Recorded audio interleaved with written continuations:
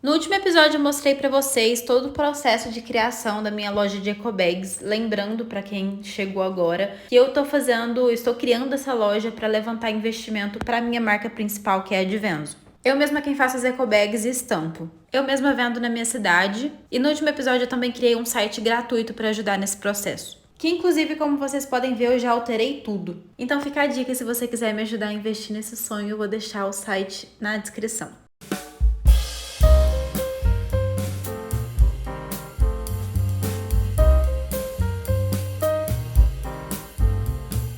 Se vocês assistiram o último episódio, vocês lembram que eu tava fazendo tudo no meu quarto. E agora, como o ar finalmente foi instalado aqui no quartinho e é possível ficar aqui, eu vou fazer essa mudança. Então eu passei uns dias arrumando, limpando e organizando tudo. Pra ser sincera, eu já coloquei de várias formas e não tô gostando de nada. Eu ainda vou ter que fazer muitas alterações aqui. E quando eu falei muitas, eu realmente não tava brincando. Eu mudei várias vezes e hoje tá totalmente diferente disso aí que vocês estão vendo agora. E depois dessa mudança toda, voltamos com foco total para a marca. Fiz um cronograma exato de todas as etapas que eu tinha que realizar para não me perder mais. Para iniciar, eu comecei fazendo algumas pesquisas de mercado, definindo o proto-persona. Na faculdade de Publicidade e Propaganda, a gente vê muito sobre isso, de pesquisa, definir melhor o nosso público-alvo, entender melhor o que ele gosta, o que ele não gosta, quais são as dores deles, os obstáculos que a gente pode ajudar a solucionar. Mas a gente bem sabe que na teoria é tudo lindo, né? Na prática é outra história, é outra coisa. Então eu vou contar aqui para vocês um pouquinho de como que eu tô fazendo esse processo de pesquisa, de definição de público-alvo na prática mesmo.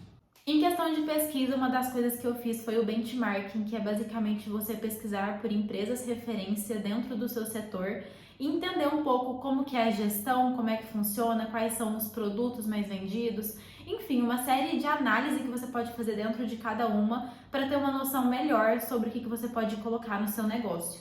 Então, eu defini acho que 5 empresas nacionais e 5 internacionais, estudei a fundo cada uma delas, fazendo uma análise e anotando tudo. Esse processo, querendo ou não, ele exige tempo, paciência, então assim, te desgasta um pouco. Então o que eu recomendo? Que não está dentro de teoria, porque na verdade na teoria você teria que fazer toda uma análise antes de começar a sua empresa. Só que na prática isso não funciona muito bem.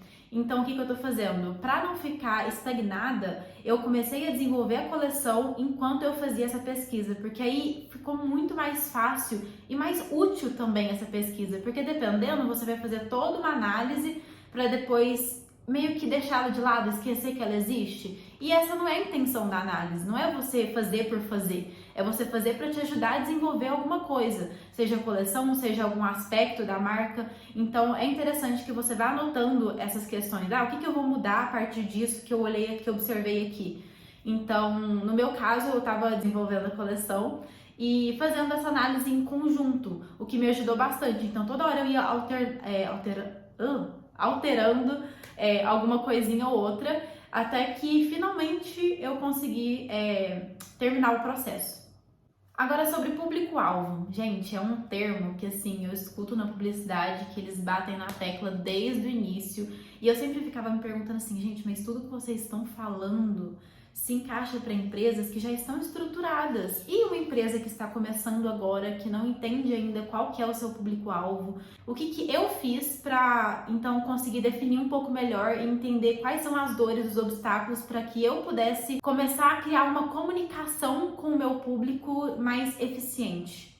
No caso, para planejar, né, uma comunicação e também entender quais peças seriam mais procuradas por esse público. Eu basicamente peguei essas marcas que eu tava ali já fazendo a pesquisa e fui atrás do público delas para entender o que eles estavam falando.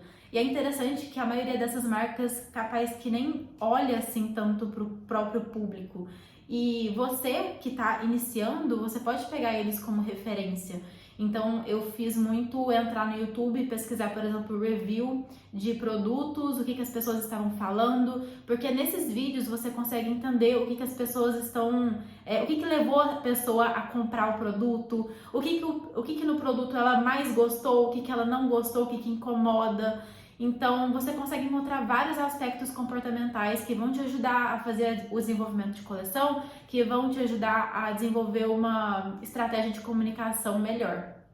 E durante aí mais de uma semana eu fiquei só nessa parte de desenvolvimento de coleção. Então, ao mesmo tempo que eu fazia as pesquisas, eu também ia entendendo melhor o comportamento do meu público, o que ele ia demandar mais, e ia desenhando, e refazendo, e apagando, enfim. É toda uma trajetória. Inclusive, eu também fiz pesquisa de tendência.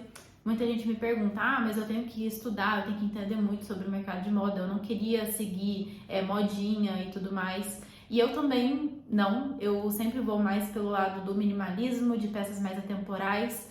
Só que é interessante sim você entender o que está acontecendo no mundo da moda, você assistir um pouco os desfiles, ver as cores que estão mais em alta, porque querendo ou não, o mundo ele gira em torno disso. A gente pode achar que a gente está fazendo a escolha por conta própria, mas se vocês já assistiram aquele filme Diabo Veste Prada, tem uma cena assim icônica da Miranda, que ela fala com a funcionária dela, que é a principal, que eu não lembro agora o nome. Ela basicamente pergunta pra ela que cor que era a blusa que ela tava usando e fala assim, por que você acha que você está usando essa cor? E aí ela dá toda uma explicação por trás das pesquisas de marcas gigantes que desenvolveram essa cor e que aí ela foi produzida. Querendo ou não, as indústrias têxteis, elas seguem muito essas referências. Então, digamos que, por exemplo, você desenvolveu uma coleção com vários tons de verde. Se o verde ele não estiver em alta, se ele não for referência nos desfiles internacionais, enfim, a probabilidade de você encontrar muitos tecidos como opção para essa coleção nessas cores que você quer é mais improvável, entende? Não é impossível, não tô falando isso, mas você não vai encontrar tantas igual você poderia se o verde realmente estivesse em alta e as indústrias realmente estivessem apostando nessa cor para sair mais. Lembrando que as fábricas elas podem sim produzir personalizado para você, isso só vai ter um precinho um pouco mais salgado. Enfim, depois desse processo de desenvolvimento, eu fiz uma descrição exata de todas as peças. Não sou eu que faço a modelagem, então eu também terceirizo essa parte. Então, fiz todo um planejamento de como que ia ser isso, como que vai começar. Fiz a seleção de quantas peças seriam produzidas, fiz várias contas. Foi uma semana aí que a minha cabeça tava assim, estourando, que eu não aguentava mais fazer conta. Fiz umas contas tudo errado, tive que refazer tudo. Enfim, gente, é desse jeito, é uma bagunça, tem hora. E eu pulei a parte do tema, né, da coleção. Junto com esse processo de desenvolvimento, tem a parte da criação de um tema por trás. Eu, particularmente, amo isso. Eu acho que faz as peças ganharem vida, ganharem sentido. No curso que eu fiz no Marangoni, eu pude aprender muito sobre isso, sobre essa construção da imagem mesmo que a gente quer passar. O conceito, os mood boards, é sobre trazer elementos, cores, texturas para contar uma história. É uma opção, você pode pular essa parte. Muita gente que não tem essa ligação assim com a moda em si não se importa tanto, mas eu, Luísa, acho que na verdade que o que vende não é a roupa em si, mas sim a história que ela carrega. Então eu criei o primeiro tema pensando no que a marca Advance, do que a Luísa quer passar, qual é a mensagem por trás. Eu acho isso muito importante. Então, eu até me emocionei muito enquanto eu tava fazendo essa parte, gente, porque é uma parte muito criativa, emocional, que me pega muito, sabe?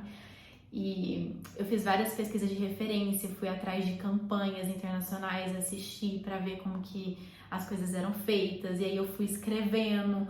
É realmente um processo muito interno, não sei dizer, mas enfim, eu acho que tá ficando incrível. No próximo episódio que eu trouxer aqui, eu espero já poder mostrar pra vocês o conceito, mostrar como é que tá ficando tudo, as peças.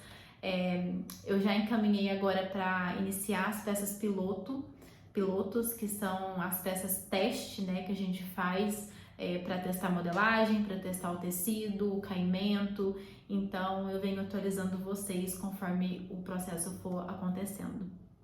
Eu acho que a partir de agora esses episódios vão começar a demorar um tempinho mais para sair, exatamente por conta dessa demora da produção mesmo. Então, por exemplo, essa semana eu acho que eu devo receber algumas pilotos já para ir experimentando, enfim.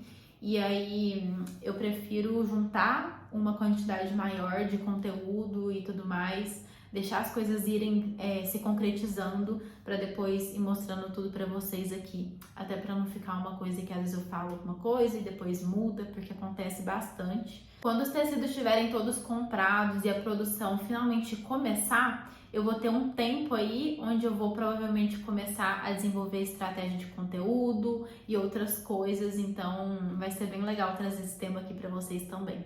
Tem momentos que eu realmente tenho que esperar, que não tem muito o que eu fazer, então eu aproveito esses momentos tanto para fazer os estudos da faculdade e também fazer as vendas, né, das minhas ecobags que eu preciso para sustentar tudo isso que eu tô trabalhando. Inclusive, atualizando vocês, eu recebi a minha primeira encomenda de ecobag, eu fiquei muito feliz. 15 ecobags para uma empresa, eu faço assim personalizado de 15 para mais. E o site também tá lá online, já fiz algumas vendas particulares também. Enfim, seguimos com esperança. Me perdoem o sumiço, essa parte criativa ela exige muito de mim. E chega de noite, eu tô estourada, sabe? Não consigo fazer mais nada. Aí tudo que eu quero é sentar, ver um doraminha, ficar de boa. Mas não, eu tenho faculdade. E eu tive semana de prova semana passada. Eu ainda tô em semana de prova, eu tenho prova amanhã e depois de amanhã. Mas enfim, por isso que às vezes eu sumo um pouquinho, mas estou sempre por aqui e também nas minhas redes sociais que eu vou deixar aqui embaixo pra vocês. Tem o daily, onde eu posto mais sobre o meu dia a dia, e tem o meu normal, que eu posto um pouquinho menos, mas eu posto mais reel lá, enfim, pra quem quiser acompanhar mais de pertinho. É isso então, gente. Um beijo, até o próximo episódio. Estou muito ansiosa pra mostrar tudo pra vocês.